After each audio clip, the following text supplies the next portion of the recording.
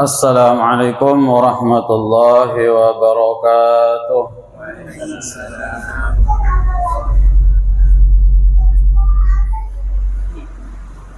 Alhamdulillahilladzi bi ni'matihi tatimmus shalihat.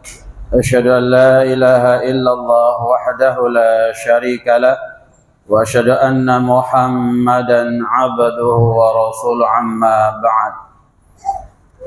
وقال الله تعالى في القرآن الكريم أعوذ بالله السميع العليم من الشيطان الرجيم يا أيها الذين آمنوا اتقوا الله حق تقاته ولا تموتن إلا وأنتم مسلمون.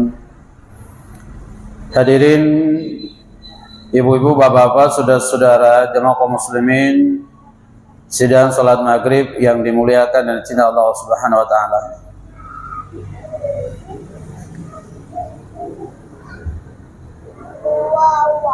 Alhamdulillah, tentunya kita senantiasa memuji dan bersyukur pada Allah Subhanahu wa taala atas seluruh nikmat yang Allah berikan kepada kita sehingga sampai detik ini kita masih membuktikan ketundukan, kepatuhan dan ketaatan kita pada Allah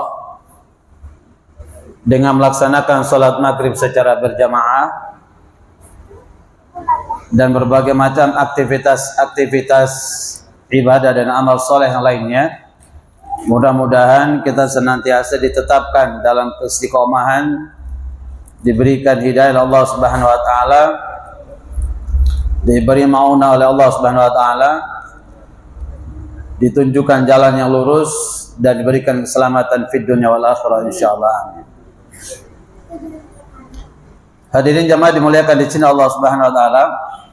Malam ini kita diberikan amanah oleh Ta'mir Masjid Mujahidin Paiton memaknai pengorbanan dan keikhlasan. Jamaah dimuliakan di sini Allah Subhanahu wa taala. Berbicara tentang pengorbanan dan keikhlasan dalam terminologi seorang muslim, seorang mukmin dalam mempersiapkan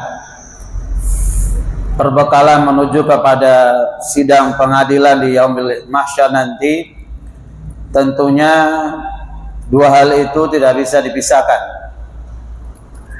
Di dalam kita beribadah, di dalam kita beramal, dan apa saja kesibukan-kesibukan kita, baik sesuatu yang berhubungan dan berkaitan tentang kehidupan duniawi kita, lebih-lebih kehidupan ukhrawi kita.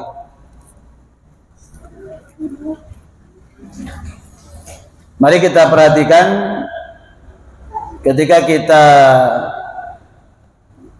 menginginkan tentang sebuah kesuksesan secara makna duniawi, tentunya banyak orang mengorbankan banyak hal, mulai dari pikiran, tenaga, modal materi, dan hal-hal lain dalam rangka untuk sukses dalam kehidupan dunianya. Kalau ingin jadi orang kaya tentunya harus kerja keras, bangunnya lebih awal,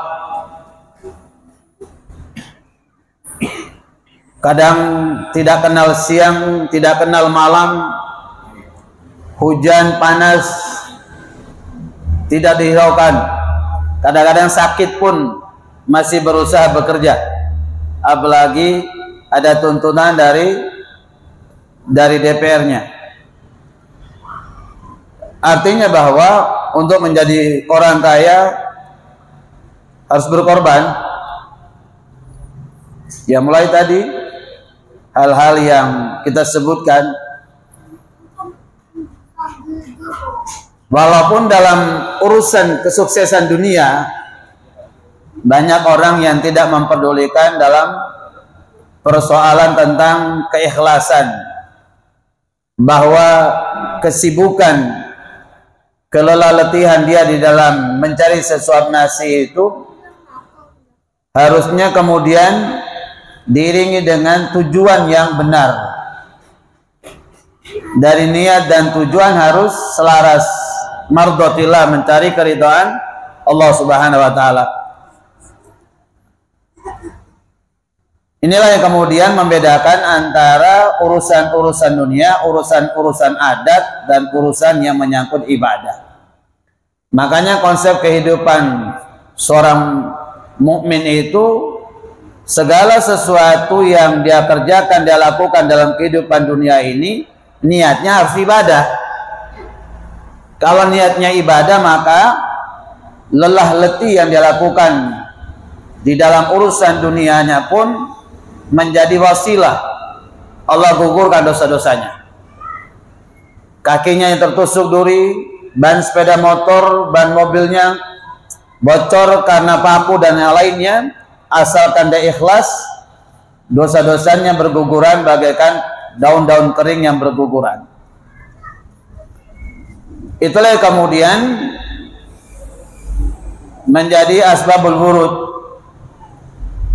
keluarnya hadis yang sangat mu'tabar sekali, sangat terkenal sekali, innamal amalu binniyat wa innama likulli imrin ma nawa.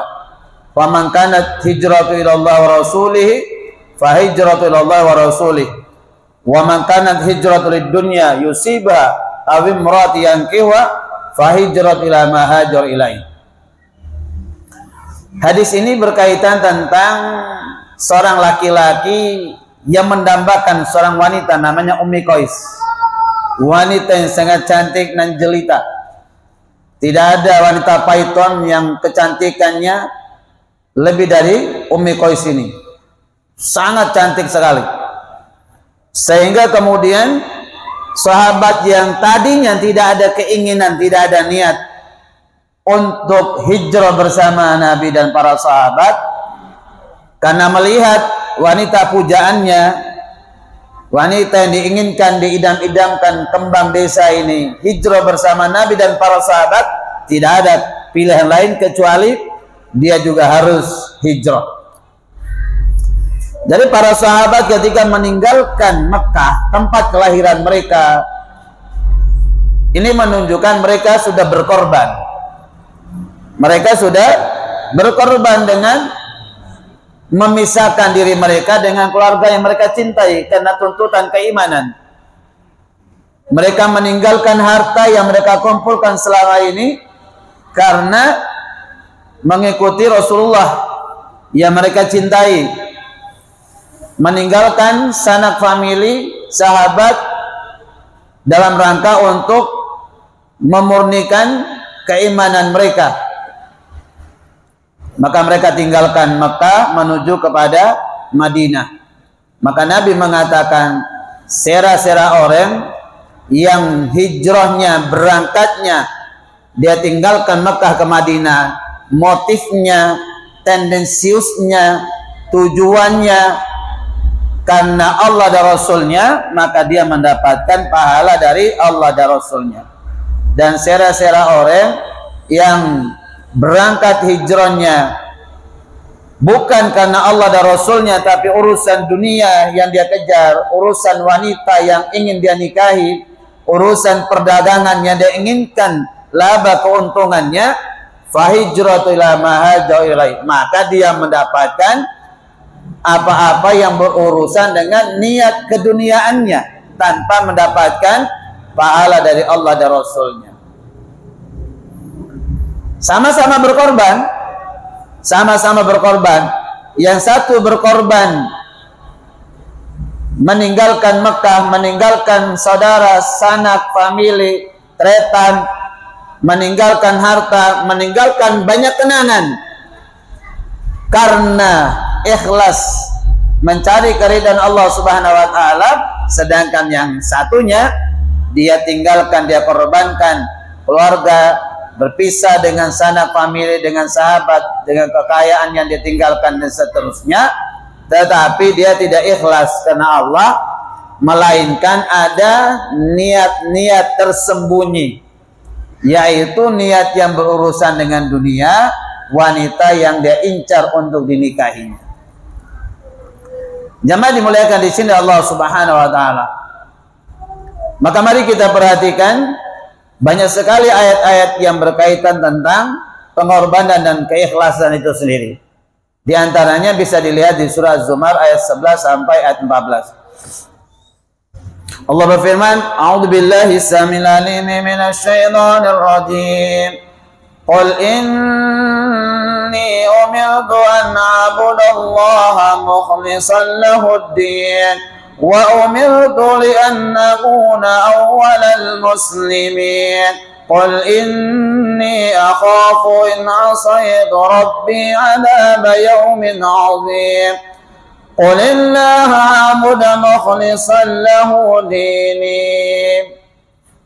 Sesungguhnya aku diperintahkan untuk menyembah Allah dengan penuh keikhlasan kepadanya dalam menjalankan agama. Ya.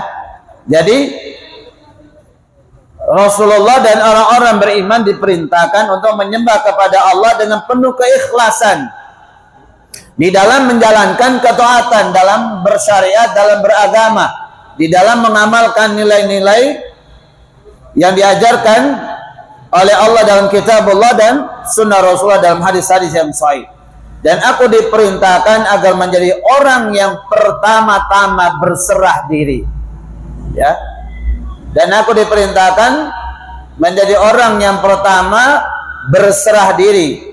Katakanlah sesungguhnya aku takut akan azab yang akan ditimpakan pada hari besar jika aku durhaka kepada Tuhanku. Katakanlah hanya kepada Allah aku menyembah dengan penuh keikhlasan kepadanya dalam menjalankan agamaku. Jelas di sini jemaah dimuliakan di sini Allah Subhanahu wa taala. Allah menginformasikan kepada kita tentang korelasi keterkaitan hubungan yang sangat erat antara pengorbanan dan keikhlasan. Pengorbanan yang dimaksudkan di situ adalah menjalankan agama ini, menjalankan nilai-nilai syariat dalam berserah diri kita kepada Allah Subhanahu wa taala serta memurnikan keikhlasan kita hanya mencari keridhaan Allah Subhanahu wa taala. Gambaran salat misalkan. Salat. Orang ketika salat bisa kan dia salat di rumah, yang penting kan salat. Di mana saja dia bisa salat. Tapi ketika kemudian dia ingin meningkatkan frekuensi ketaatannya, frekuensi kesolehannya, frekuensi nilai-nilai kebaikan dalam dirinya, maka kemudian dia ingin melaksanakan sholat secara berjamaah di masjid.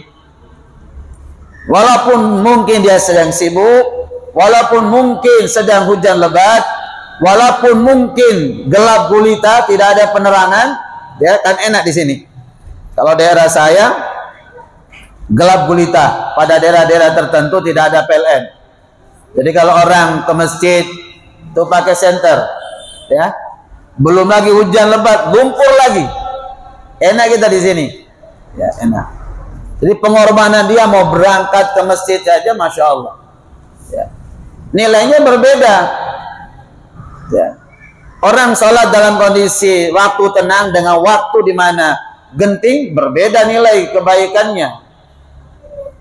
Ketika kemudian musim kemarau dan musim hujan berbeda. Ketika dalam kondisi sehat dan kondisi sakit berbeda. Ketika dalam kondisi bujangan dan kondisi menikah berbeda. Ketika sholatnya berdiri dan sholatnya duduk berbeda. Nilainya berbeda. Nah, jemaah dimuliakan di sini Allah Subhanahu wa taala. Hadir ke pengajian. Entah pengajian di Masjid Mujahidin ini, entah pengajian di mana-mana, entah kemudian ada ustadz yang betul-betul yang dijadikan rujukan oleh umat yang hadir di Surabaya, berangkatlah rombongan ke Surabaya. Ya. Hadir di Malang, berangkatlah rombongan ke Malang. Tentunya kan pakai bensin, pakai Pertamax, pakai BBM.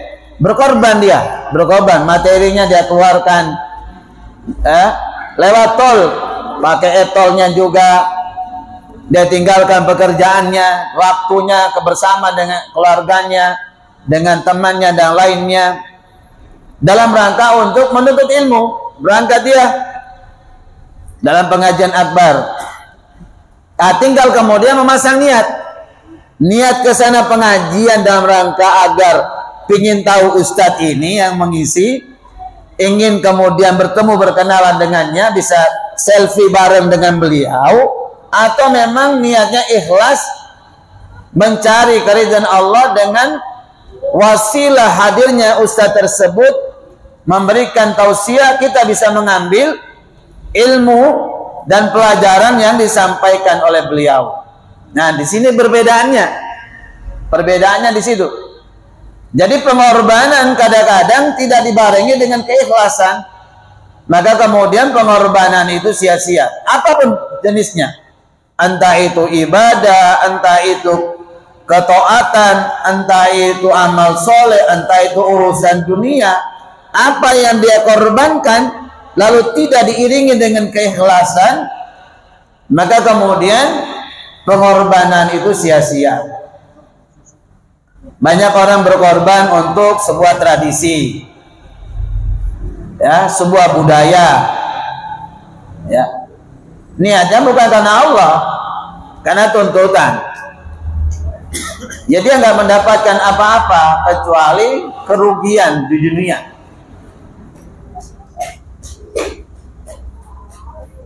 Jemaah dimuliakan di sini Allah Subhanahu wa taala. Mari coba kita perhatikan tentang makna pengorbanan dan keikhlasan yang erat kaitannya dengan Idul Adha ini. Tentunya materi ini diangkat berkaitan dengan Idul Adha, berkaitan dengan kisah yang seringkali diunggah, dipaparkan, dituturkan, dikisahkan kepada kita berulang-ulang kali, di mana Al-Quran menjelaskan kepada kita, falamma balagha ma'usa qala ya bunayya inni ara fil manami anni adbahuka fandur madza tara qala ya abati if'al qala ya abati if'al ma tu'mar satajiduni insyaallah minas sabirin. Maka ketika Ismail itu menginjak usia remaja,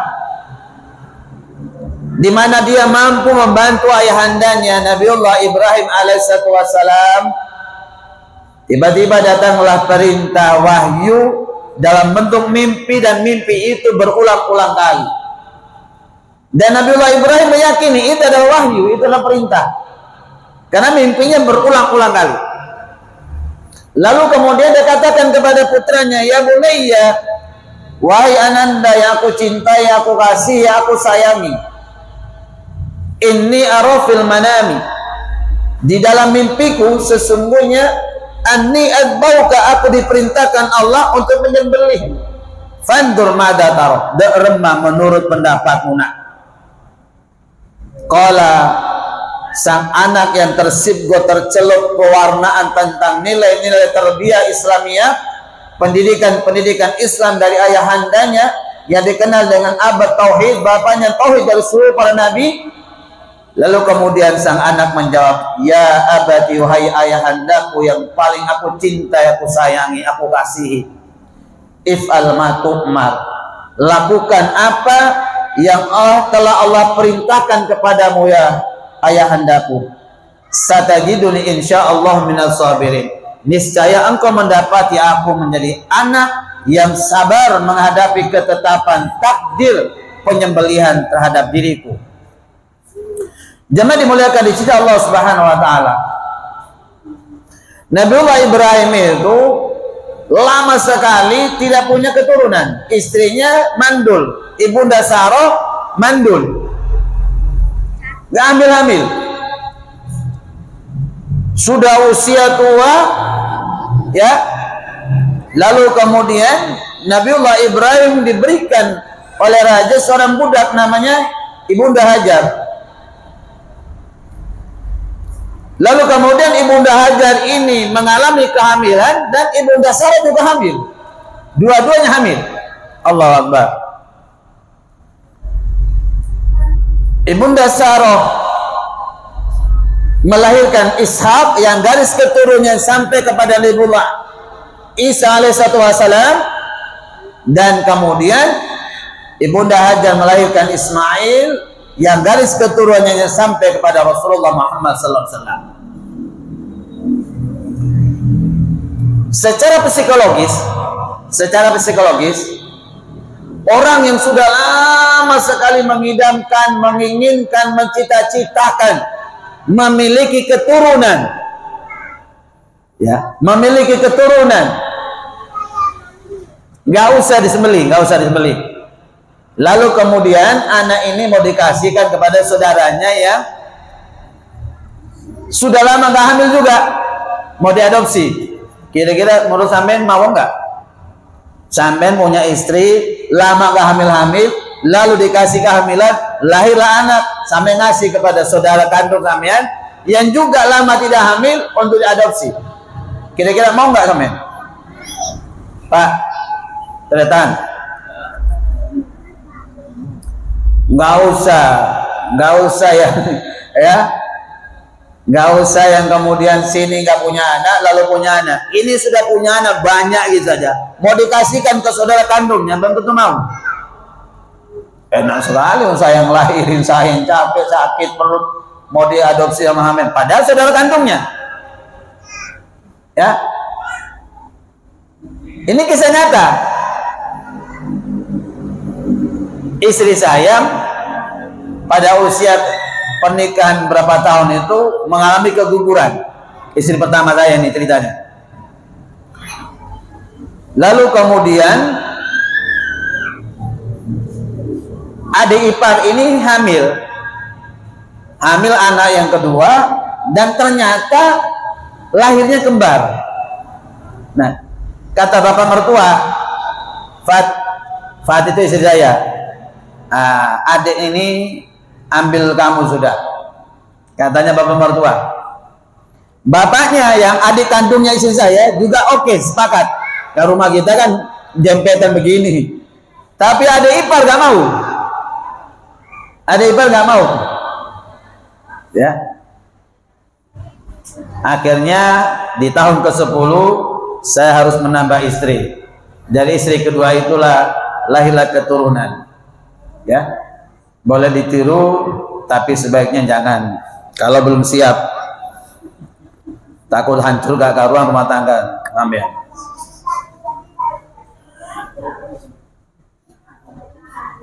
Jadi secara psikologis, Nabi Ibrahim ini menginginkan keturunan. Anak ini bukan masih dalam kandungan, bukan masih bayi meninggal, bukan, sudah usia remaja, diperintahkan untuk disembelih. Allah ingin menguji Nabiullah Ibrahim. Nabiullah Ibrahim lebih mencintai anaknya apa lebih mencintai aku? Dia rela berkorban untuk aku atau tidak? Allah ingin menguji nabinya ini.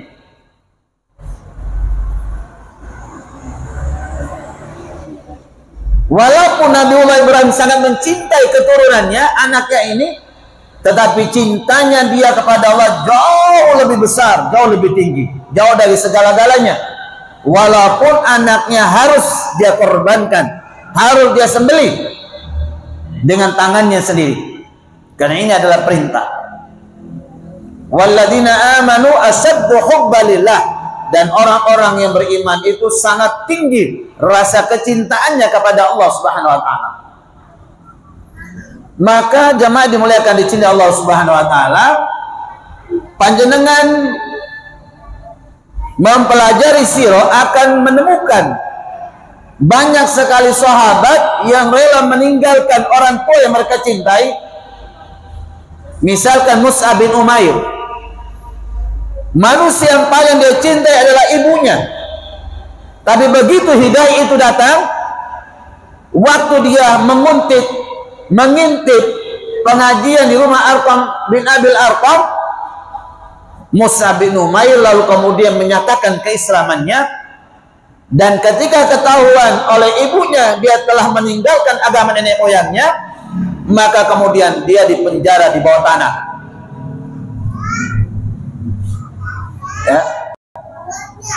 Sampai ibunya mogok makan, mogok kepada Mus'ab, karena dia tahu Mus'ab itu anak yang sangat berbakti kepada ibunya, sangat cinta dan sayang pada ibunya. Harapannya dengan melakukan atraksi seperti itu, dengan mogok makan, mogok minum itu, Mus'ab kemudian terenyuh hatinya meninggalkan agama Rasulullah. Tapi apa yang terjadi?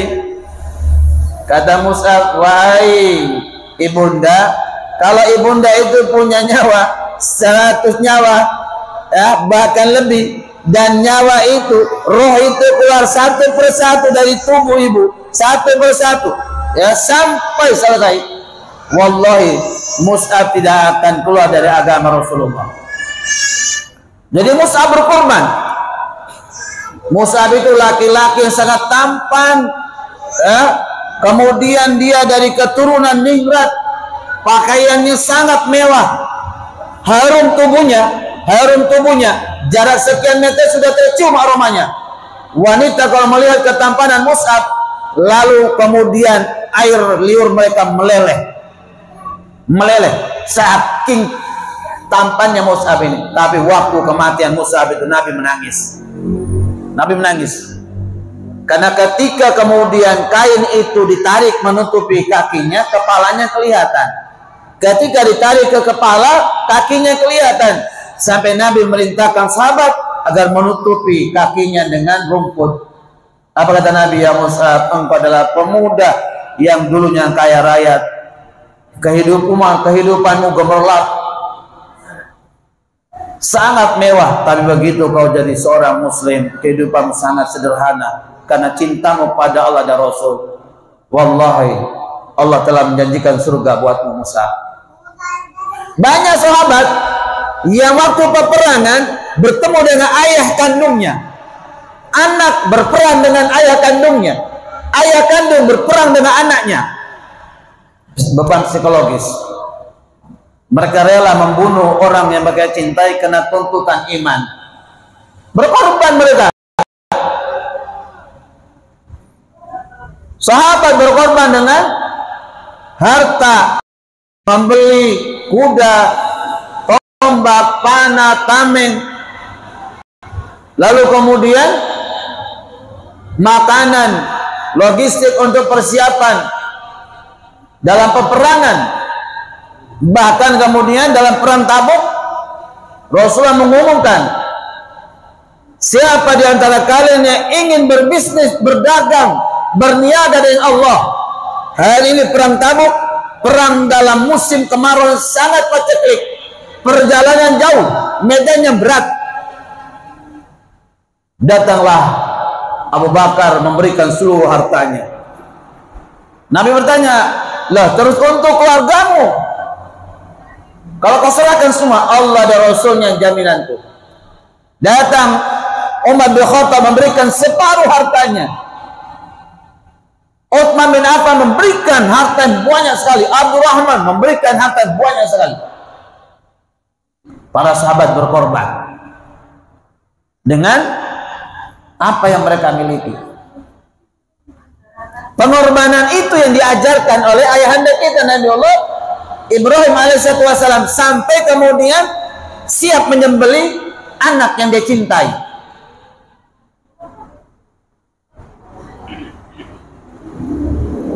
Ya ayyuhalladzina amanu hal adullukum ala tijaratin tunjikum min adabin alim tu'minuna billahi wa rasulihi wa tujahiduna fi sabilillahi bi amwalikum wa anfusikum dzalikum khairun lakum in kuntum ta'lamun.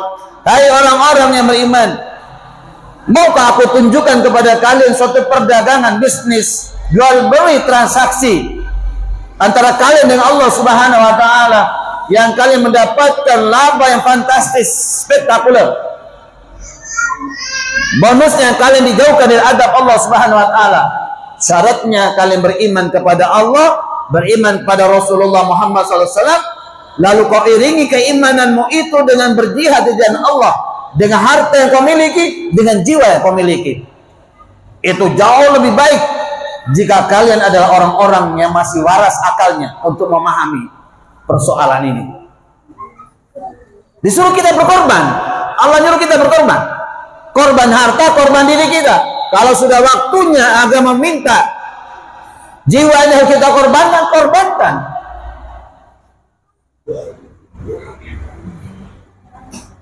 Orang yang salah dalam memahami agama saja, ya, salah dalam memahami agama saja, mau berkorban dengan bom bunuh diri dan seterusnya. Masa kemudian kita memahami agama ini dengan baik dan lurus, pada waktunya Allah perintahkan kita harus berkorban dengan diri kita. Kenapa kita tidak siap? Orang beriman selalu siap. Sami'na wa ta'na. Dengar, taat, jalankan. Jemaah dimuliakan di sini Allah Subhanahu wa taala.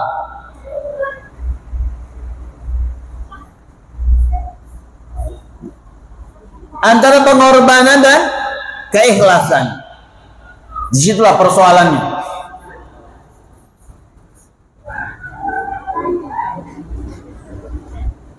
Jemaah dimuliakan di sini Allah Subhanahu wa taala.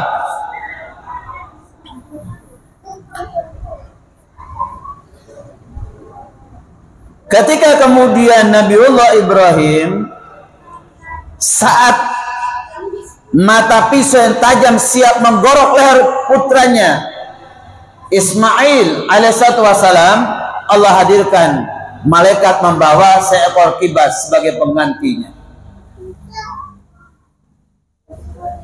Sebagai penggantinya.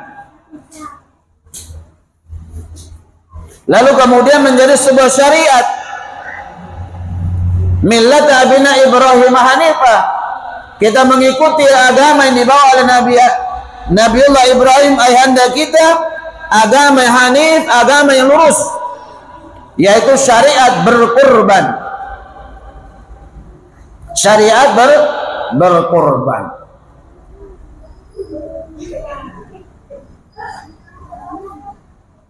Tapi banyak di antara kita yang diberi keluasan rezeki oleh Allah Subhanahu wa taala, pura-pura tuli, pura-pura buta, pura-pura miskin. Kalau sudah datang Idul Kurban, banyak orang kaya antrian daging kurban. Bukan mereka berkurban, tapi antrian daging kurban. Padahal antrian daging kurban itu lebih diutamakan kepada fuqara wal masakin, duafa, yang mereka setiap hari deer cukup keren, deer cukup sambal terasi, sayur rongki, mau makan daging susah, beli beras saja susah, mau beli daging. Mereka-mereka ini setahun sekali digembirakan hatinya, disenangkan hatinya dengan berkorbannya orang-orang kaya mengeluarkan hartanya. Bukan diri yang diminta, bukan anak yang diminta, tapi harta yang diminta.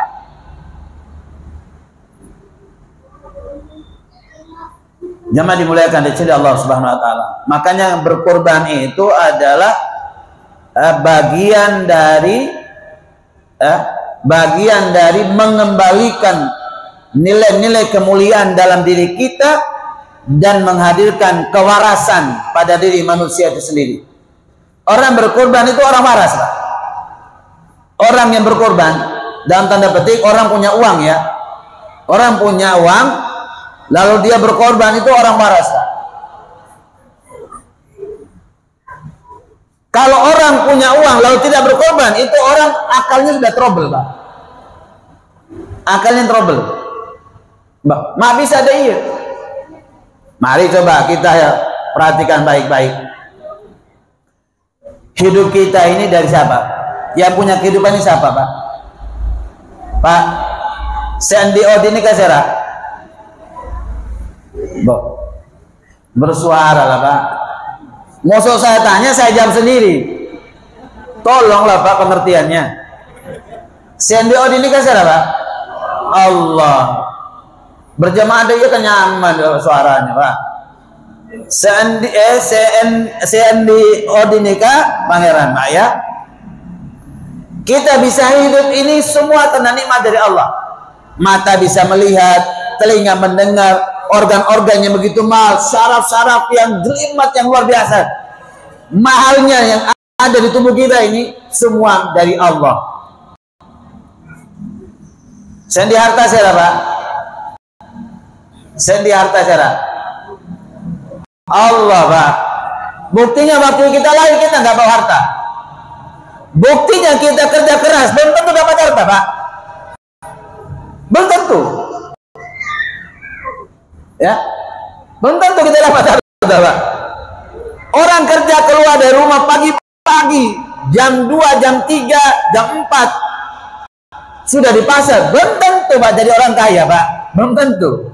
Belum tentu dia bisa menyelesaikan hutang-hutangnya. Belum tentu Pak.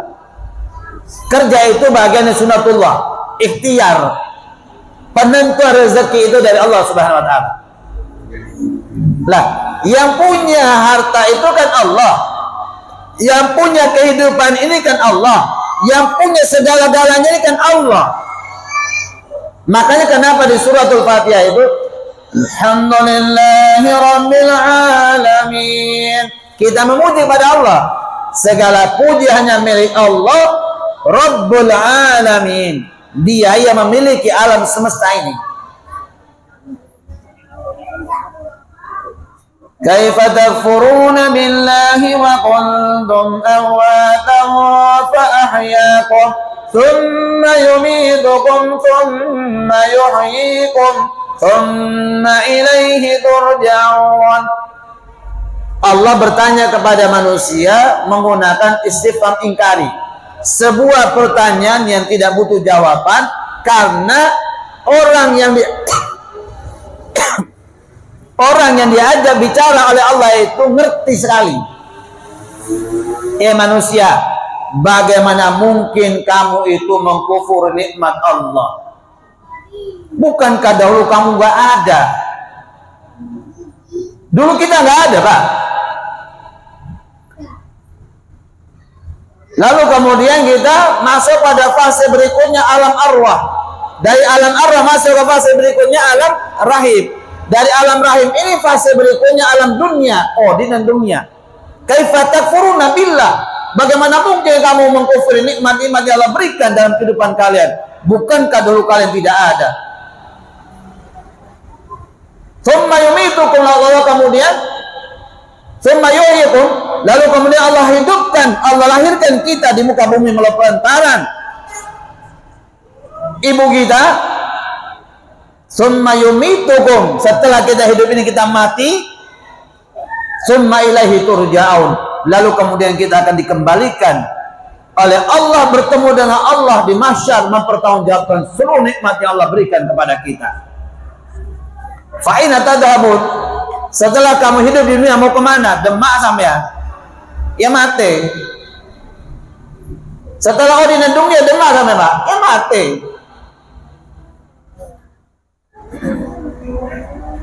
Kita ingin hidup 1000 tahun lagi, tapi kalau sudah takdir kematian datang, mati. Gak bisa hidup. Al-mautu babun, kata Nabi. Kematian itu adalah pintu, dan semua orang pasti masuk ke pintu tadi. Pintu itu. Artinya, ketika Allah bertanya kepada kita, tentukan akal kita waras. Makanya diajak kita bicara. Disuruh kita berpikir, dari mana kamu ini berasal? Dulu nggak ada. Kamu hidup diberi ketampanan, kecantikan, kesehatan fisik, punya rumah, punya mobil, punya sawah, punya binatang, punya ini, punya itu, punya banyak hal. Dari di mana Kak? Dari pangeran Pak. Allah nggak minta anak kita dikorbankan. Allah minta sedikit dari harta. Harta itu milik Allah. Seluruh hidup kita ini difasilitasi oleh Allah, dipinjamkan kepada kita. Bukan milik kita, bukan. Artinya orang yang berkorban itu orang waras, ngerti bahwa harta itu datang dari Allah, dititipkan oleh Allah, waktunya diminta untuk dikeluarkan oleh Allah dalam proses penyembelihan hewan kurban itu, maka tidak ada alasan bagi dia kecuali dia berkorban. Sekarang saya mau tanya, Pak, yang kena tol 1 miliar, ada yang 2 miliar, ada yang 5 miliar, ada 6 miliar, ada yang belasan miliar. Cacat saya dapat 20 miliar, besoknya mati, hari ini dapat uang, Pak. Ya, apa hari ini meninggal, besok uangnya keluar 20 miliar. Gak menikmati PC 20 miliar nih, Kak. Bini saya menikmati. Tak tahu membini kabin boleh, laki nikah si baru yang menikmati PC nih, Kak. Sekarang kita ini kan akal waras, Pak. Dapat 1 miliar, tidak usah banyak-banyak sudah, 1 miliar. Tanah ini kalau dijual normal, bukan urusan tol, tanah ini harganya 100 juta. Harga normalnya 100 juta. Dibeli untuk jalan tol harganya jadi 1 miliar. Dapat keuntungan berapa nih, Kak? Hah? 900 juta. Pertanyaannya ini, kira-kira keluar beli sapi limusin satu harganya 100 juta, mau apa enggak kira-kira? Ya, mulai ini, Pak. Padahal kalau dia jual 100 juta harga normal, untung masih ada, bisa 20 juta, bisa 10 juta untungnya. Dikasih sama Allah nikmat rezeki, dibeli untuk jalan tol 1 miliar. Anggaplah keuntungan 900 juta. Pertanyaannya, kenapa sawah kita Allah bukan sawah orang?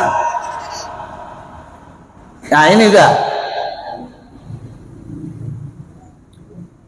Gambar pertama dari Bacuranan pintu tol keluar itu, gambar pertama ini, Pak, itu sawahnya istri saya kena, Pak.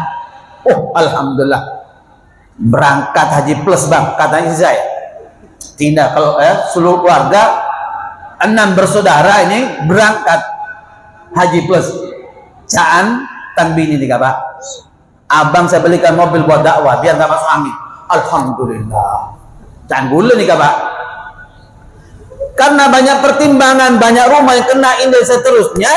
Ya wallah alam, keterlibatan bos-bos ini kan bisa juga, Pak. Biar sawahnya kena dan seterusnya bisa juga. Menggo, Pak. Kenapa bukan sawahnya istri saya yang kemudian dipilih untuk jalan tol, Pak? Kok dibenggokno, Pak? Memang begitu sudah takdir Allah, Pak. Artinya kalau salah kita dipilih, berarti kita dikasih rezeki numpuk ini. Keuntungan 900 juta, kita keluarkan sapi 100 juta saja, masa nggak mau? Kan orang otaknya sudah trouble itu, nggak waras otaknya, Pak. Saking petinjunya tuh, Pak, saking genggemnya. Arya Bani Bakhil tuh, cereket can orang Madura.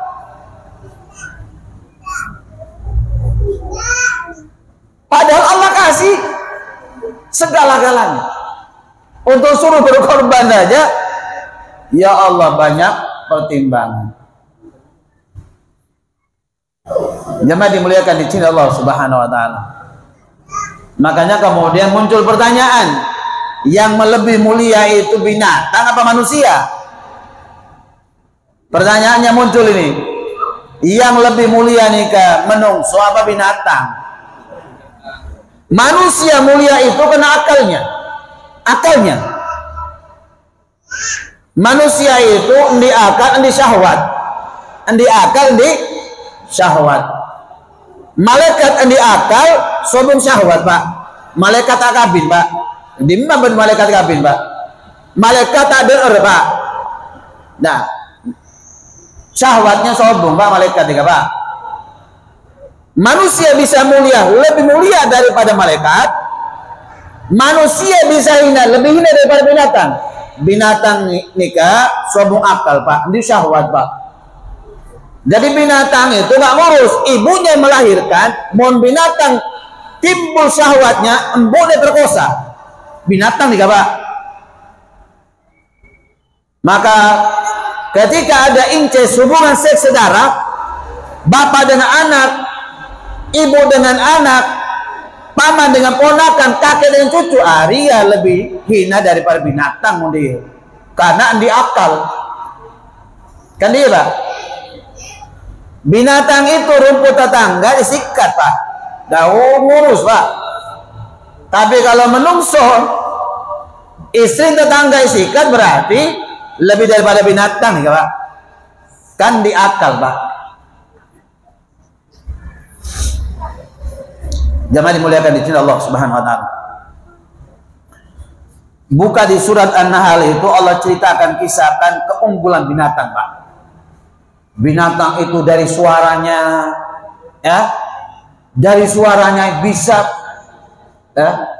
mengangkat nominal penjualan binatang itu jadi mahal Pak.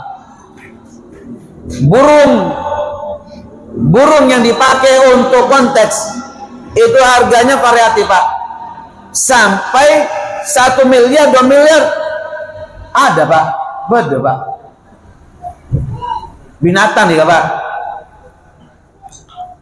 Pertanyaannya, suaranya Ustadz berempat Pak. Mohon suara burung berkicau nominalnya bisa mahal begitu Pak.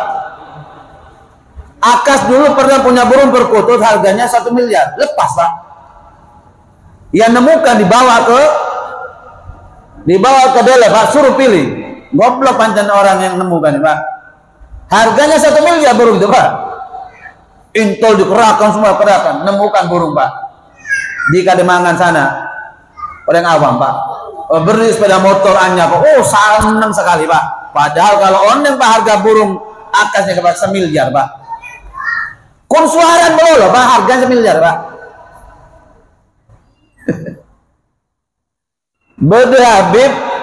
Beda Habib ngosoan Pak, nggak mau ngajar ngaji lagi. Gara-gara melihat dan menyaksikan anjing ini waktu diajak ke vilanya belajar Bib, kita belajar ke villa saya aja juga di Bandung. Oke, belajar ngaji Pak. Loh, kok ada pelatih anjing disuruh koprol, guling kanan, loncat, dikasih bola lempar, ajib nih, bisa. Wah ini Bib, yang melatih anjing ini Bib, sebulan gajinya saya kasih 8 juta. Hah? 8 juta? Allahu Akbar. Pekan depan Habibnya nggak ngajar lagi. Ditelepon Habib, kok nggak datang Bib? Iya saya berhenti deh. Berhenti ngajar apa? Enggak, ngajar di tempat lain. Ngajar apa? Ngajar anjing. Daripada saya ngaji ke sampean dikasih cuma segitu, lebih mahalan pelatih anjing. Ya mendingan saya ajar anjing aja sudah.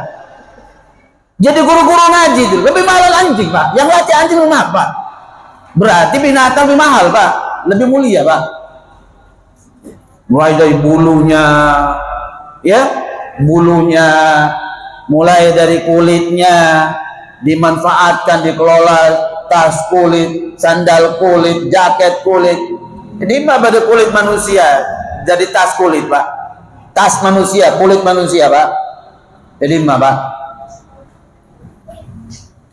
Katanya Allah, binatang itu mampu mengangkat beban yang berat dari satu tempat ke tempat yang lain.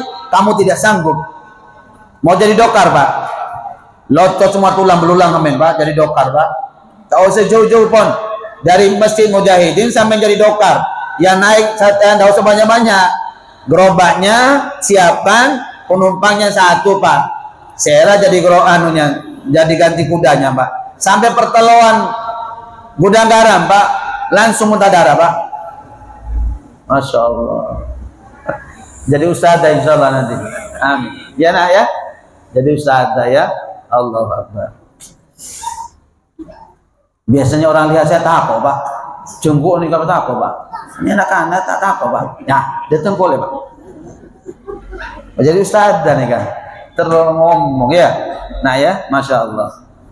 Mabruk. Ya, bawa dah nak, bawa dah. Oh, kasih Ustaz. Makasih ya. Tak apa dia.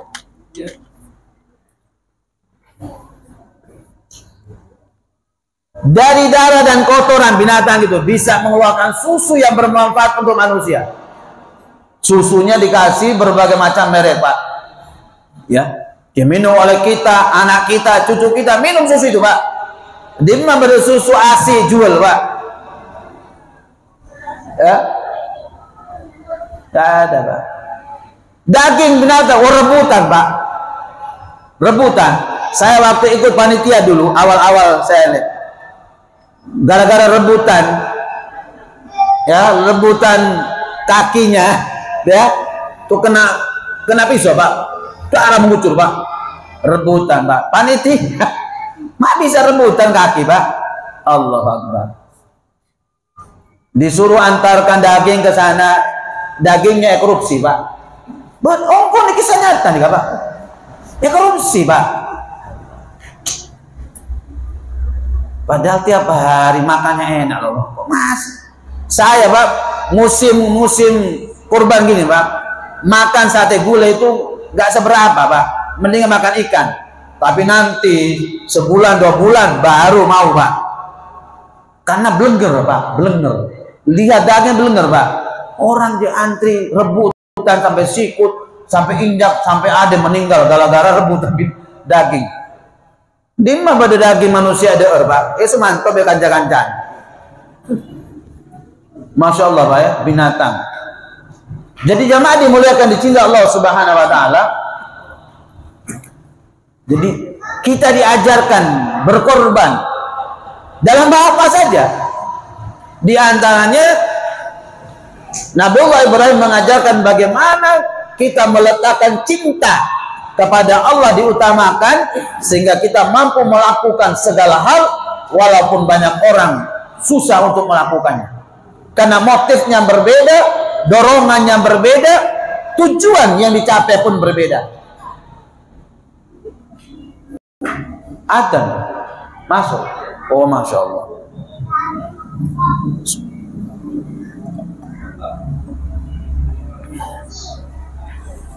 Jamaah dimuliakan di sini Allah Subhanahu Wa Taala.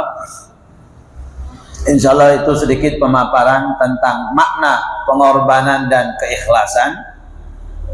Mudah-mudahan ke depan ini kita perlu meluruskan niat kita, memantapkan tujuan kita, bahwa apapun lelah letih yang kita lakukan, ibadah, amal soleh, kebaikan, pengorbanan yang kita lakukan yang bersifat duniawi pun, ya, duniawi sekalipun, apalagi kemudian nilainya adalah ibadah, maka letakkan tujuan itu hanya kepada Allah Subhanahu Wa Taala agar lahirlah nilai keikhlasan dalam diri kita. Melakukannya bukan karena tuntutan dari orang-orang, melakukannya karena riya, melakukan karena sum'ah, tapi kita lakukan karena betul-betul ikhlas mengharapkan ridha dari Allah Subhanahu Wa Taala. Dan ini yang berat, ikhlas ini yang berat, karena akan banyak nanti, ya, akan banyak nanti halangan-halangan dalam keikhlasan. Contohnya ketika Allah menjelaskan, ya ayyuhalladzina amanu la tubtilu shadaqatikum bil manni wal adha kalladzi yunfiqu malahu ria'an nas, ila akhir ayat. Hai orang-orang yang beriman, jangan kau batalkan, kau lenyapkan, kau hilangkan pahala sedekahmu bil manni, dengan cara mengungkit-ungkit, wal adha, dan menyakiti orang yang menerima pemberianmu. Kalladzi yunfiqu malahu ria'an nas, seperti orang-orang berinfak karena mengharapkan sandungan, pujian, timbal balik dari manusia. Hati-hati nih. Kadang-kadang kemudian muncul riya di sana, muncul sum'ah di sana. Kalau ya menjaga nilai keikhlasan biasanya ditulis hamba Allah. Tidak apa-apa kasih nama kalau memang itu ada cara untuk kita memotivasi orang lain untuk bisa berbuat seperti kita. Contoh, saya ya, sumbang semen 100 sak untuk promosi mujahidin dalam rangka untuk memotivasi yang lain. saya pasir Lumajang 5 truk, saya batu bata sekian kubik, saya ini. Tapi pada umumnya kebaikan itu disembunyikan untuk menjaga keikhlasan. Khawatir, tolong diumumkan Pak Haji Sumarto di Jumat nanti, dari saya Hasan sumbangan 100 juta. Nah, ini kan orang omong, saya Hasan nih, 100 juta anak-anak, banyak persen. Mulai terus dari mulut ke mulut sampai ke telinga kita. Kadang-kadang mekar kopen nih Pak. Kadang-kadang mekar kembang kempis Pak Hari, ya Pak. Ikhlas bahaya Pak. Makanya hati-hati di dalam berniat dan meletakkan tujuan di dalam aktivitas kesibukan kita, baik urusan duniawi maupun urusan ibadah. Jazakallahu khairan atas semuanya. Kurang lebihnya saya mohon maaf yang sebesar-besarnya. Aku qouli hadza wa astaghfiru innal ghafurur rahim. Subhanakallahumma bihamdika asyhadu an la ilaha illa anta astaghfiruka wa atubu ilaik. Assalamualaikum warahmatullahi wabarakatuh.